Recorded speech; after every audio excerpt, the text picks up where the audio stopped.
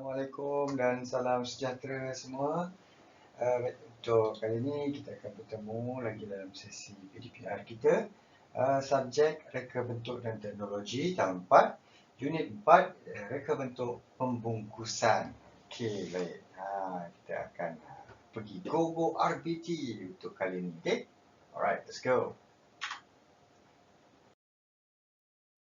Baik, dalam unit 4 itu reka bentuk pembungkusan ni dekat dalam buku teks muka 54 dan 55, dia akan ceritakan kepada kita apa benda tu pembungkusan. Pembungkusan apa ni pembungkusan ni, apa benda, kenapa kita buat dia, macam mana rupa dia, tujuan dia apa dan sebagainya. Kita akan tengok satu persatu.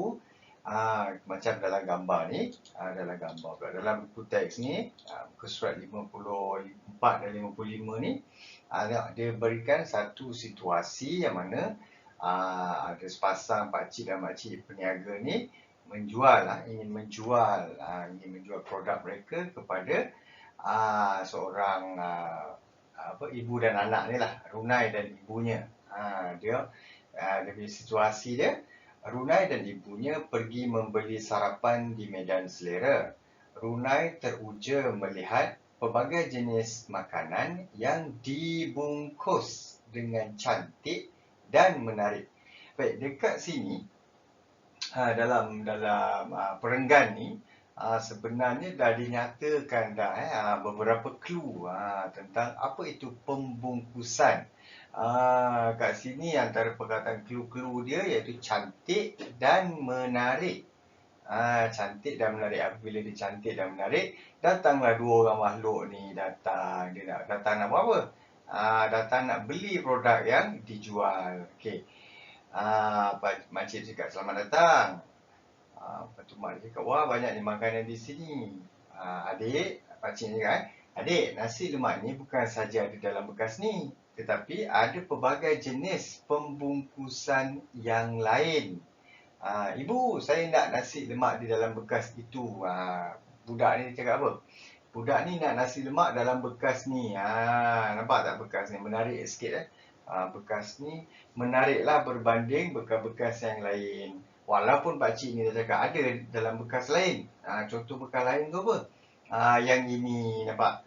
Yang ini bekas tradisional lah, lebih kurang. Yang ini bekas tradisional. Yang ini bekas yang lebih contemporary, semasa, lebih moden, moden, sesuai mengikut keadaan semasa. Of course lah, budak kecil ni tengok, mestilah dia nak yang menarik kan. Budak kecil dia tak fikir pun dalam tu rasa dia sedap ke, ataupun sambal dia pedas tak pedas ke, dia tak fikirlah tu.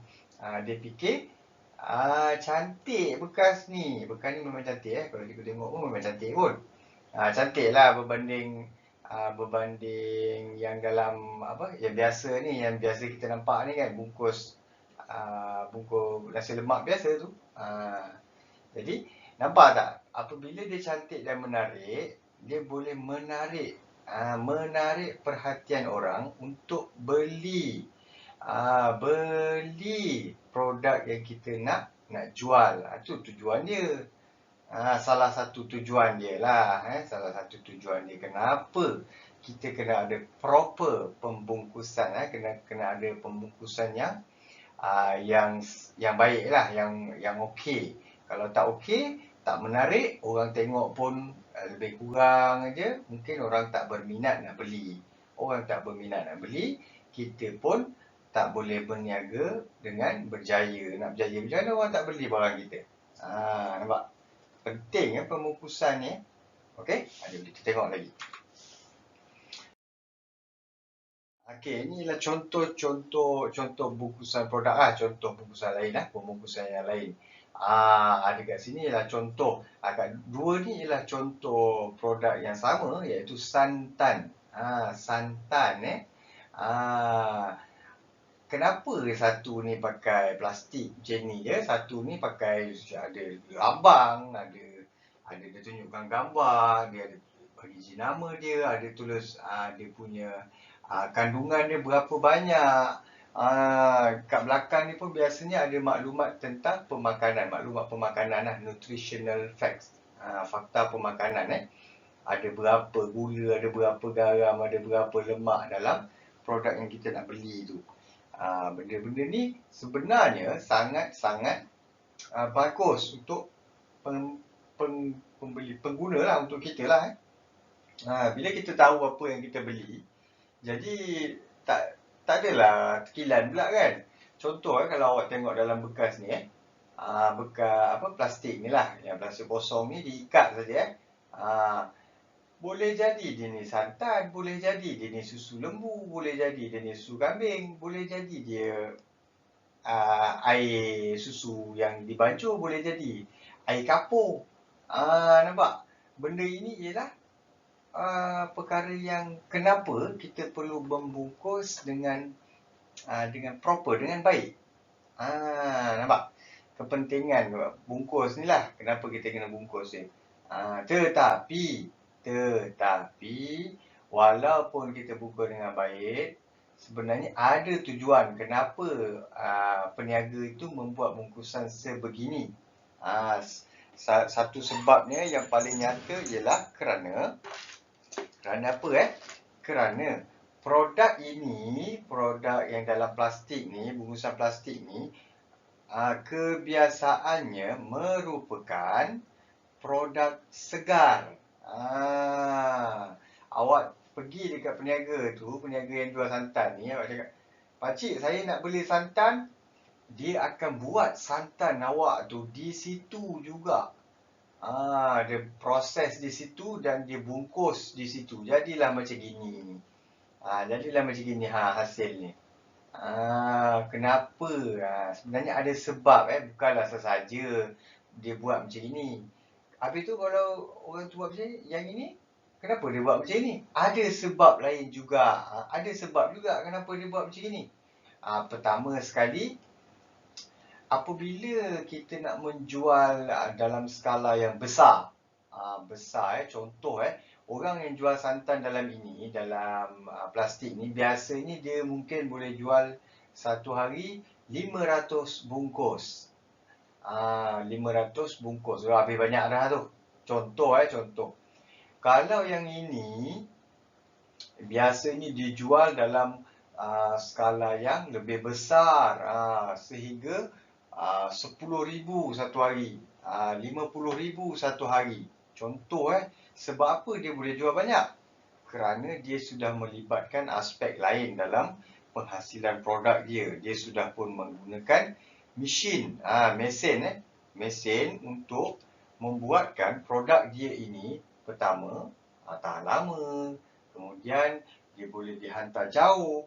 Nak jual banyak, dia kena hantar jauh lah. Kalau dia nak jual banyak tetapi dia tak hantar jauh, dia jual dalam kampung dia je. Dalam kampung berapa ribu sangat orang. Orang yang tak berapa ramai orang, macam mana dia nak jual banyak? Dan terhasillah produk ini melalui pengindustrian, diindustrikan.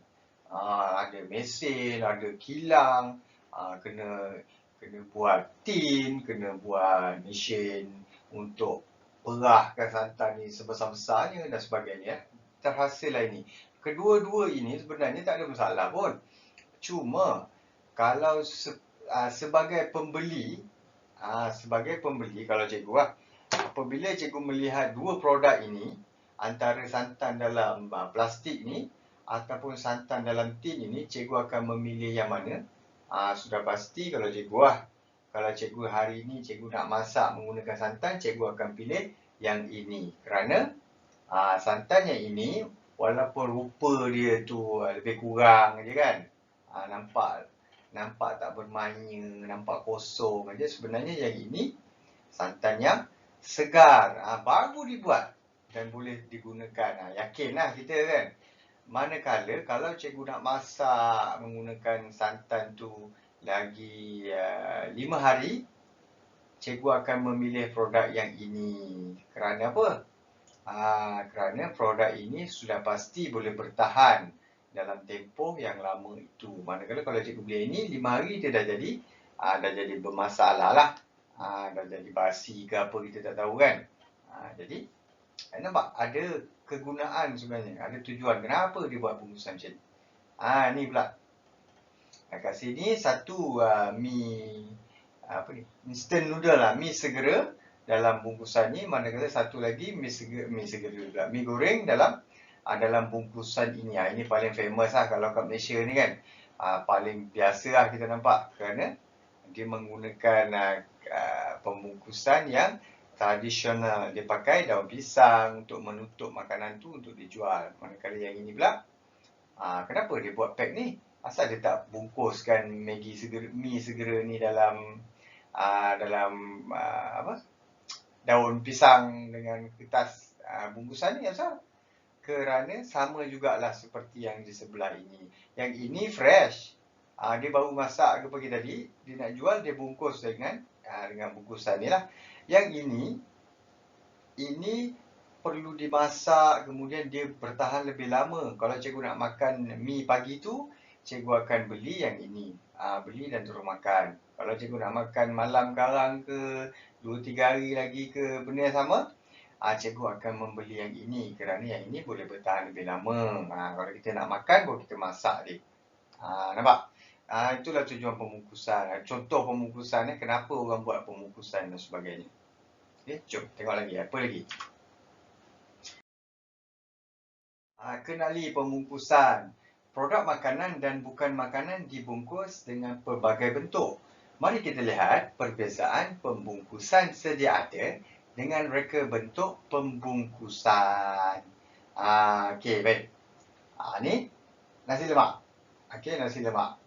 Yang ini pun nasi lemak. Yang ini pun nasi lemak. Ini pun nasi lemak. Nampak tak? Ada 4 nasi lemak. Produk yang sama tetapi ada 4 pembungkusan yang berbeza. Apa? Kenapa?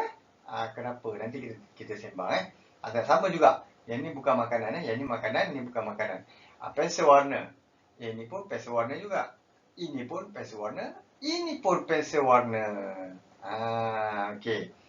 Tengok budak ni kata apa. Kawan-kawan, reka bentuk pembungkusan diubah untuk menjadikan pembungkusan lebih cantik dan menarik perhatian pengguna untuk membeli.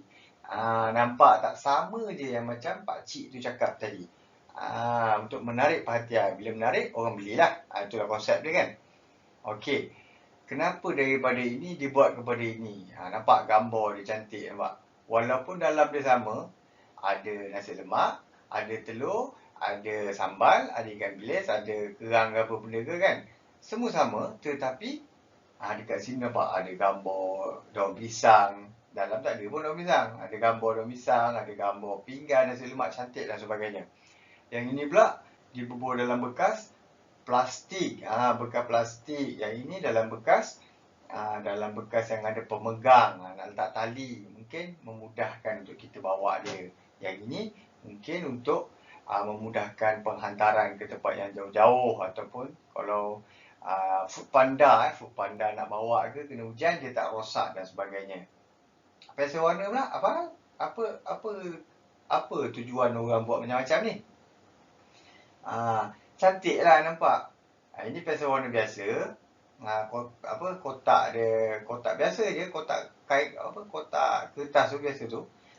Bila tengok diubah jadi macam ni, kan cantik ni. Nampak dia ada bekas dia proper, ada corak, kemudian ada drawer macam laci. Kalau yang ini buka je dan dia akan cepat rosak kan, tepi-tepi ni kadang-kadang terkoyak lah apalah kan. Kat atas ni tengok. Ni saya boleh lipat-lipat lagi dia terkeluar macam ni. Nampak?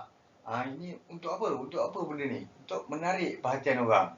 Begitu juga dengan pensel warna style bulat macam ni. Menarik perhatian lah. Sebab apa? Benda tu nampak baru, nampak fresh. Yang ini nampak memudahkan bila awak masuk pertandingan ke apa ke. Dia lebih mudah, efisien awak nak bertanding.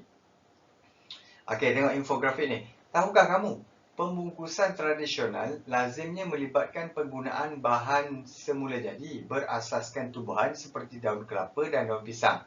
Dia nak merujuk pada apa ni? Kepada ni ni daun pisang ni. Daun kelapa apa daun kelapa? Daun kelapa tu biasa tu lah, ketupat lah yang paling famous sekali kalau daun kelapa. Daun kelapa paling famous sekali pembungkusan ketupat. Ketupat sekarang ni baru lepas raya haji kan. Mungkin awak ada terjumpa ketupat berdekatan dengan anda. Mungkin dah makan sedap kan ketupat kan. Baik. Orang dulu-dulu biasanya menjual makanan dia bungkus dengan daun pisang, dengan daun kelapa. Benda tu mudah didapati. Sebab itulah dan murah lah dulu. Sekarang ni daun pisang pun ada harga kalau nak beli memang ada orang yang membuatnya. Memang ada orang yang pergi cari daun pisang ni untuk dijual kepada peniaga-peniaga. Okey, jom. Okey, ciri pembungkusan produk. Kenapa? Pertama, dah banyak kali dah cakap. Menarik perhatian pembeli, menjaga kualiti produk, memudahkan pengguna dan proses logistik, memberikan maklumat kepada pengguna, membezakan antara satu produk dengan produk yang lain, dan keenam, mesra alam. Okey, baik. Inilah apa yang cikgu boleh rumuskanlah daripada ni kan. Tengok, mesra alam. Mesra alam, apa benda pembungkusan mesra alam? Pembungkusan mesra alam, apa benda? Biasanya pembungkusan sekarang ni dia dibuat supaya bahan itu mudah reput, mudah lupus. Apabila dibuang, dah habis pakai kan. Contohnya awak dah habis pakai botol ni, botol kotak ni ke apa kan. Dah habis pakai, buang. Bila buang, dia mudah reput. Bila mudah reput, dia terurai. Selamatlah alam kita. Macam itulah konsepnya. Kemudian yang logistik ni, proses memudahkan proses logistik. Mudah untuk disimpan. Itulah tujuan dia. Kalau awak buat pembungkusan yang pelik-pelik, ada bulat, kemudian ada segi-segi kat atas, kan macam mana nak nyimpan tu? Kan susah, bekai bulat, lepas tu ada segi macam ni. Macam mana kita nak simpan? Dalam ni lah awak nak isi produk tu kan. Inilah produknya. Habis tu yang segi-segi ni nak buat apa? Jadi susah kita nak simpan. Konsepnya kita nak memudahkan penyimpanan. Ni nampak, mudah disimpan, logistik, mudah disimpan, mudahlah untuk dibawa, untuk dijual ke mana-mana.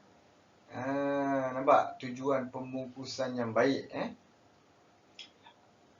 Ketiga, maklumat pelabelan. Ni yang tadi itulah tentang nutritional facts, fakta pemakanan, fakta nutrisi.